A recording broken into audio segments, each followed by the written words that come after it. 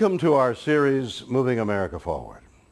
Each week we'll be focusing on America's entrepreneurs as they take us to new roads, new opportunities, new ways to fill the gaps left by today's failing companies. Our series will be looking at that and a lot more. So come with me and watch as the entrepreneurs of our nation move into the future. And I'm Doug Llewellyn here in our studio in Los Angeles with our guest today, who is a financial life planner and educator. He has also created a unique software program which really helps his clients, and he also is someone who speaks all over the world. You're going to find him amazing. I'd like you to meet him now. His name is Curtis Cloke. He is the president of Acuity Financial, which is headquartered in Burlington, Iowa. Mr. Cloke, welcome. Nice to have you here. Thank you. It's good to be here, Doug. You're welcome. I want to get into your story, but first, before we begin, a little while ago, you had a chance to answer some questions from William Shatner. So let's pause, take a look at a brief portion of that now and see how it went. Okay? Okay. Okay. Let's watch this. I know you've been successful in your business, but what I would like to hear is just a brief capsule of exactly what it is you do and who do you do it for, and how do you see this helping America to move forward? Mr. Shatner, we are retirement planners who have developed a very special proprietary educational process and software program that breaks down complex math so the retiree can easily quantify what is projected to happen with their money and help them determine if their retirement projections are safe or unsafe given their personal lifetime financial goals.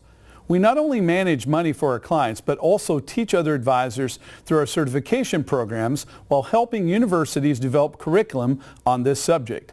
Our goal is to empower retirees as well as advise them on how to realistically and effectively manage their money to last a lifetime. That, Mr. Shatner, is how we are helping move America forward.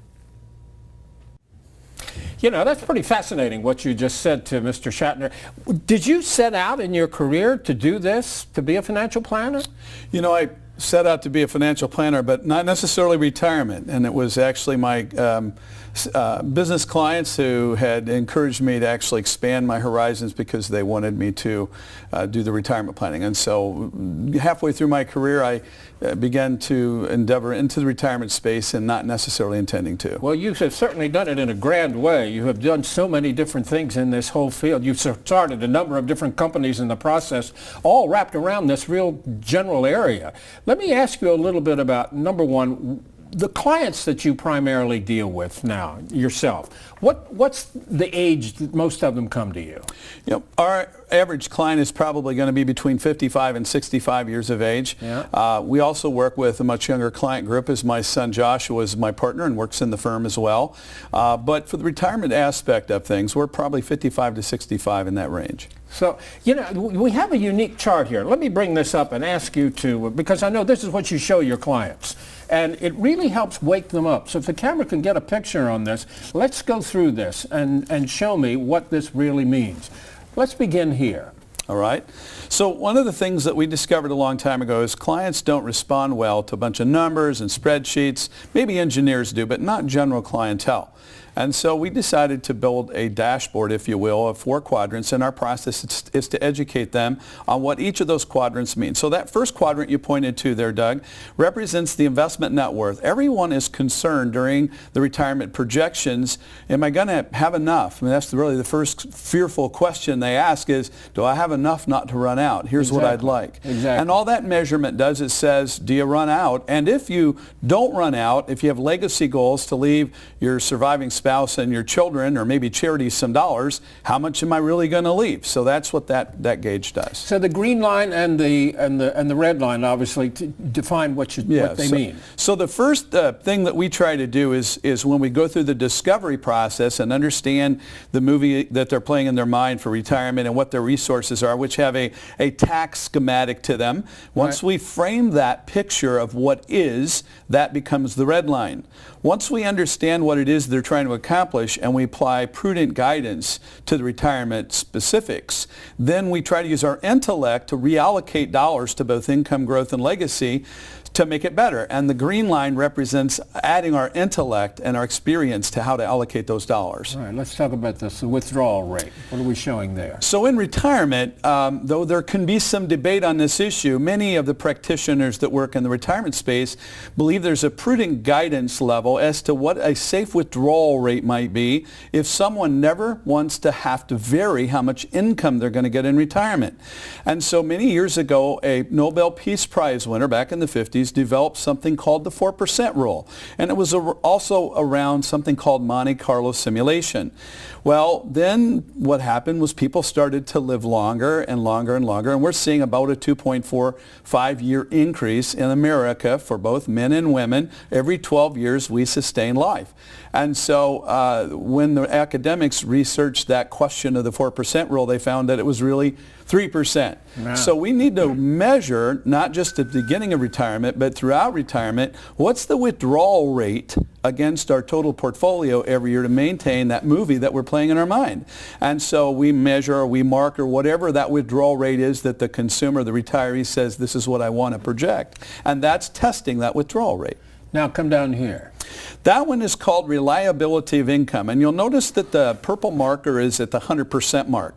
So we're inflating income, we're separately inflating medical expenses, and then we're identifying the promise-based or the guaranteed-based sources of income, and those are represented by that line. So the difference between where that line is and the purple dotted line, which is the total amount of income goal, is it's telling us how much is safe or guaranteed from promise-based resources and how much is tethered to the risk of the market and not guaranteed. And so our goal, obviously, if we can, without lacking performance, is to increase that closer and closer to the reliability of income line. And then finally, discretionary liquid assets. What we find that people care about is not only do I want income and I want it safely and I don't want to run out, but I also would like to have some discretionary spending capability where not all the assets have to be held hostage just to generate safe income. Right. So that measures the discretionary liquidity. Well, it's a very vivid example of where someone should be, with their finances as they're retiring. If they come to you at the age of 70, when some people, is it too late then to save them? It depends on the situation. When we had the 08 market debacle, there were a lot of elderly folks who had already been retired for years that came to us, and they were looking for what I call rescue from problems that they had created. And sometimes the resources are enough that we can recreate a new plan and not make some mistakes of the past. And others have to severely reboot their expectations in the future. Something else pretty interesting. You have this pamphlet which you give your clients, and it's danger zones of 18 risks that can derail retirement. What are some of those risks? Well, there's 5 really big risks that we need to mitigate and work on mitigating in a plan. Number 1 is longevity risk. It's the number 1 risk, multiplies every other risk out there. The second one is... And that is what? How long are you going to live? Yep, how long you're going to live. And there's when you're husband and wife and there's a chance of 2 people passing away that a portfolio needs to be sustained, there's a much greater chance that 2 people will live longer than just 1. So in other words, you haven't planned carefully. That's correct. Okay, That's correct. Understand it. The number 2 risk is medical, and it's not just about medical costs, but it's medical inflation. We really don't know how to quantify medical inflation, but we know we better build an inflation factor for medical expenses that's much greater than non-medical flows that we need in retirement. Excess withdrawal. Excess withdrawal means that you need to have some discipline and not take more than you should, or we're going to get out of the box on withdrawal rates. And you're going to run out of money. You're going to run out of money. Before the end comes. Okay. And the next one is one that it's a lying giant nobody knows exists when they start in retirement. It's called sequence or order of returns risk. And it's a risk that doesn't reveal its head during accumulation. And very few people have heard about it. But it's a very critical risk. Too detailed for us to get into in this show, but it's a risk that you need to know about. And the final risk is just market volatility. Obviously. Well, they're all worth knowing. Let me ask you about the software that you've created. It's your own proprietary software program. What does it do? So the software is like any other software. It allows you to put all the appropriate inputs in. And our process is client-driven, where we ask questions and we go through a really deep process to help clients make decisions on what those specs need to be. And they emotionally own those answers. But unlike software that just simply spits out a 57 or 100-page report with a bunch of numbers and Excel spreadsheets, we realized a while ago that it's more meaningful if we can quantify something that's simple for the consumer to see and then all of a sudden have an aha moment about the safety and the reliability of their expectations. And so what's really unique about what we've created is that we've created a dashboard that allows them to contrast what happened or what would have happened had they retired based on the way their money was allocated and their expectations of the movie they're playing in their mind when they walk in the door, and what could happen if they actually add a layer of expertise. And so it's really our dashboard, and it's the ability for the consumer to see themselves and gauge for themselves for quantifying measurements. You make that reference a lot about the movie in their mind. What is that movie? You know, everyone has it. When they come in, that's whether it's laying on a beach or whether it's going out and facilitating charity or playing in the garden or going around with grandkids, everyone has, as a couple, movie that they're playing in their mind.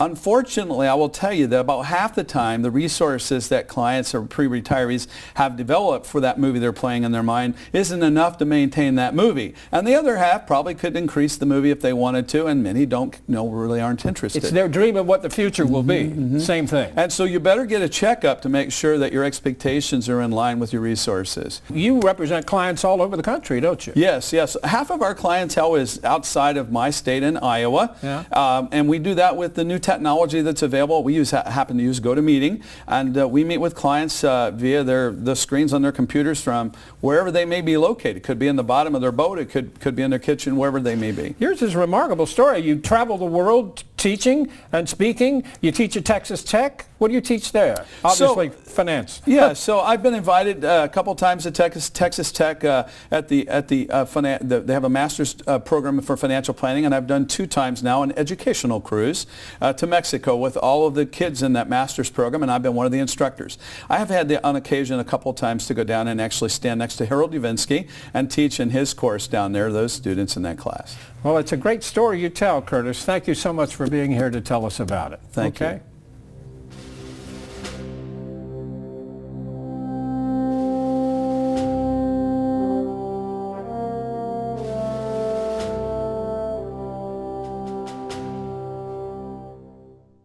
Now it's my honor to present this prestigious award to Curtis Cloke, the president of Acuity Financial, Inc. of Burlington, Iowa, for the outstanding work that he and his firm are doing to help keep moving America forward. Curtis, it's a great honor to give this to you. Congratulations. Thank you. Thank you very much.